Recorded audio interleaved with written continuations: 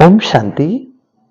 आज हम सभी गहराई के अंदर मनन चिंतन करेंगे कि बाबा कहते हैं कि गुरु का निंदक ठौर ना पाए।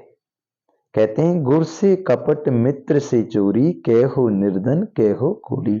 हम सभी ये भक्ति मार्ग में ये बातें सुनते आए हैं। आइए हम सभी इन चीजों का मनन चिंतन करें। तो भगवान राम जिस समय बैठे हुए थे कुटिया के अंदर, माँ सीता बैठी हुई थी, तो माँ सीता आई और भगवान राम कहने लगे कि आज सीता मैं तुम्हारा श्रृंगार करता हूं। तो जैसे ही श्रृंगार करने लगे तो एक कौवा आया और जिसने विचार किया कि ये कैसे भगवान है और ये स्त्री का श्रृंगार कर रहे हैं। तो कौवा ने चोंच मारी, किसके? सीता माता के पैर में चोंच मारी। जैसे ही चोंच मारी तो सीता को एकदम से लगा, एकदम से काटा। कौवा ने चोंच मारी तो एकदम से वो लाल जगह हो गई और सीता माता ने कहा कि भगवान प्रभु, ये जो कौवा मेरे पैर में चोंच मार रहा है। तो भगवान को एकदम गुस्सा आया और भगवान ने तीर कमान निकाल करके एक फण का बाण चला दिया। कौवा आगे आगे, बाण पीछे पीछे। गहराई से सोचें, अब कौवा अपनी जान बचाने के लिए भाग रहा है। कौवा पहुंचा कहां? पहले पहुंचता है, हे विष्णु भगवान मुझे बचा लो। कहा भाई क्या हो गया कि ऐसे ऐसी बात है। भगवान का जो बाण है वो मेरे पीछे आ रहा है और उस बाण से मेरी मृत्यु हो जाएगी, मैं मर जाऊंगा, इसीलिए मुझे बचाओ कैसे ही करके। केवल बात क्या हो कि मैं ऐसे ऐसे में सीता के पैर में चोंच मारा। तो बोल तुमने ये गलत किया है, भगवान से द्रोह करके, और हमसे चाहो कि हम बचा लें। जिसने भगवान के साथ ऐसा किया हो, धोखा किया हो, भगवान से छल कपट किया हो, भगवान ही उसे माफ कर सकता है। जाओ हमारे पास कोई जगह नहीं है। ऐसे करके विष्णु भगवान ने उसको भगा दिया। फिर वो शंकर भगवान के पास पहुंचा, कहने लगा हे शंकर भगवान मुझे बचाइए। तो कहा क्या हुआ कि ऐसे ऐसे करके मैंने सीता जी माँ के पैर में चोंच मार दी और फिर भगवान ने बाण छोड़ दिया, मेरे पीछे बाण आ रहा है, मैं कैसे बचूं, मुझे बचाओ। तो उन्होंने कहा भगवान से द्रोह किया है, तुझे कोई भी बचाने वाला नहीं है, जाओ यहां से भागो। फिर वो ब्रह्मा के पास जाते हैं तो ब्रह्मा को कहते हैं ब्रह्मा बाबा मुझे बचाओ। तो बोल क्या हुआ कि इस तरीके से भगवान का जो बाण मेरे पीछे आ रहा है और मैंने माता सीता के पैर में चोंच मार दी। बोल भगवान से आपने छल कपट किया, ये बहुत गलत किया, तो अब तुम्हें कोई भी बचाने वाला नहीं है। तो जहां भी जाते हैं, इंद्र के दरबार में भी पहुंच गए, इंद्र ने भी उसको धुतकार दिया। सभी ने, देवी देवताओं ने जितने भी थे, 33 करोड़ देवी देवताओं ने, किसी ने भी उसको पनाह नहीं दी और सबने उसको भगा दिया कौवा को। अब वहां आगे चल के जो कौवा रोता हुआ जा रहा है, बोला कह रहा है बचाओ बचाओ। तो नारद जी के पास पहुंचा, नारद जी को कहा हे नारद जी मुझे बचा लो, कोई ऐसी विधि बताओ ताकि मेरे प्राण बच सके। तो उन्होंने कहा कि जाइए आप, और तुम्हें भगवान की शरण में ही जाना पड़ेगा और कोई भी बचाने वाला नहीं है। तो उसने कहा बोली ये बात है, बोला हाँ। तो वो कौवा फिर जा करके माता सीता के और भगवान राम के चरणों में गिर गया और कहने लगा प्रभु मुझे माफ कर दो, मुझे माफ कर दो। तो भगवान ने कहा कि जो बाण चला दिया वो तो लगेगा ही, लेकिन कि तुम्हें ये बाण तुम्हारे आंख में जाओ, ये तुम्हारा एक आंख तो फूटेगी। उन्होंने कहा, कौवा ने कहा कि प्रभु ये आंख फूट जाएगी तो मैं काना कहाऊंगा। और मैं देखूंगा कैसे कि दोनों आंखों के बराबर तुम एक आंख से देख सकते हो। बोला अच्छा। बोला हाँ। तो बोल ठीक है। तो फिर कौवा की जैसे एक दृष्टि गई एक आंख की, लेकिन दोनों आंखों के बराबर एक आंख से कौवा देखा। फिर उन्होंने कहा कि प्रभु हमारी भी कोई महिमा, कुछ ऐसा कुछ कर दो जो हमारी भी कुछ लोग करें, नहीं तो ये सब यही कहेंगे कि कौवा ने इतना गलत कर्म किया था, भगवान से ऐसे किया और माता सीता के पैर में चोंच मारी, तो कैसे भी हमारा भी उद्धार करो। पैर पड़ गया, कौवा रोने लगा। तो बोल कहा कि जाओ, कनागतों में तुम्हारी भी पूजा होंगी, लोग बाग तुमको भी कुछ ना कुछ चढ़ाएंगे। मना जो कुछ चावल वगैरह जो भी हैं वो कनागतों में कौवा को खिलाते हैं, बोल तुमको भी खिलाएंगे। तो इस तरीके से इस रामायण से हमने भगवान की रामायण की चौपाई से ये सीखा कि गुरु से कपट मित्र से चोरी, कै हो निर्धन कै हो कोरी। मना परमात्मा शिव बाबा से हम द्रोह करके बाबा का कोर्स कर लिया हमने, बाबा का 7 दिन का कोर्स कर लिया, और कोर्स करने के बाद हम एक भी दिन मुरली नहीं सुने,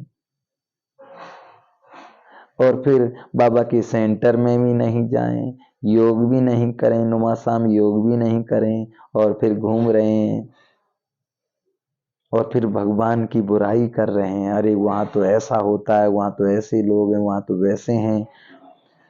फिर क्या है, गुर से कपट मित्र से चोरी, कै हो निर्धन कै हो। उनको कहीं भी जगह नहीं मिलती है, क्योंकि तीनों लोकों की स्वामी परमात्मा शिव है। तीनों लोकों की सृष्टि के पूरे रचयिता कौन है? शिव परमात्मा। जैसे गणेश और कार्तिक को दिखाया कि गणेश जी शिव की 3 परिक्रमा लगाते हैं और वही विजय घोषित हो जाते हैं। कार्तिक जी पूरी सृष्टि पर 3 परिक्रमा लगाते हैं, लेकिन सबसे पहले गणेश ने लगाया, तो विजय किसकी हुई? गणेश जी की। क्यों? क्योंकि तीनों लोग तो शिव में समाये हुए, तो उन्होंने शिव की परिक्रमा लगा ली और वो तीनों लोक में घूम रहे हैं। तो जब सृष्टि का बीज है परमात्मा शिव, कौन है? ज्योति, प्रकाश, लाइट, नूर। तो सृष्टि का बीज है। तो हमने जब परमात्मा को पहचान लिया, जैसे आपने एक पेड़ लगाया और उस पेड़ में आप पानी कहाँ डालेंगे? जड़ में। अगर जड़ में पानी डालेंगे तो पूरा पेड़ हरा भरा होगा, उसमें फल लगेंगे, फूल भी लगेंगे। अगर हमने पानी नहीं डाला, जड़ में पत्तों में डाला, तो पेड़ सूख जाएगा, क्योंकि जड़ में पानी तो गया ही नहीं।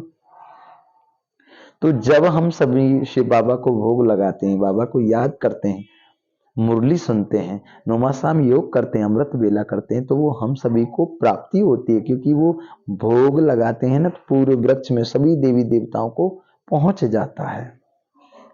तो गुरु का ना, वो बताया ना, गुरु का निंदक ठौर ना पाए। कौन सी ठौर ना पाए भाई?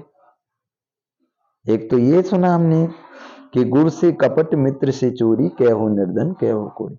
मना भगवान को छोड़कर हम कहाँ जाएंगे? आए की घाट से जाना एक ही घाट है, अपने अपने कर्म से हो गए 12 बाट। आत्मा एक शरीर छोड़ दूसरा लेती है ना। जो भी चाहे किसको भी हम गुरु बनाए, वो आत्मा एक शरीर छोड़ दूसरा लेगी ही लेगी, लेकिन परमात्मा कभी जन्म मृत्यु के चक्कर में आते ही नहीं। तो जिसको भी हमने बनाया वो तो दूसरा जन्म लेगी, फिर हमारी मुक्ति, जीवन मुक्ति कैसे होगी? तो गुरु से कपट मित्र से चोरी, कै हो निर्धन कै हो कोरी। मना गुरु का निंदक ठौर ना पाए। मना किस चीज की ठौर? सतयुग में हमको वो पद नहीं मिल सकता, सतयुग त्रेता में पद नहीं मिल सकता, क्योंकि जब तक हम बाबा की मुरली नहीं सुनेंगे, जब तक सेंटर पर नहीं जाएंगे, जब तक बाबा का भोग हर गुरुवार को लेने नहीं जाएंगे, हर संडे को अव्यक्त मुरली चलती हैं, वो सुनना चाहिए। गुरुवार के दिन भोग लगता है, गुरुवार के दिन जाना चाहिए। तो इस तरीके से इस कहानी से हमें ये सीख मिली, आए एक घाट से जाना एक ही घाट, अपनी अपनी कर्म से हो गए 12 पाठ। परमात्मा पिता के अलावा हमारा कोई भी सहारा नहीं है, वही हमारा सब कुछ है। इसीलिए सब कुछ उसका समझ करके हमें चलना है। परमात्मा हमसे कुछ छुड़वाते नहीं। घर गृहस्थी में रहते हुए, कार्य व्यवहार करते हुए, चलते फिरते, उठते बैठते, मन मनाभव मध्याजीव, मन शिव शिव बाबा को याद करते हुए निरंतर बाबा की याद, बाबा की मुरली का मनन चिंतन, तो अवश्य ही बाबा हम सभी को वो पद देगा। इसीलिए ये कहावत यहां पर लगी है। तो क्या समझा हम सभी ने रामायण से कि गुरु का निंदक ठौर ना पाए। तो परमात्मा शिव कौन है हमारे?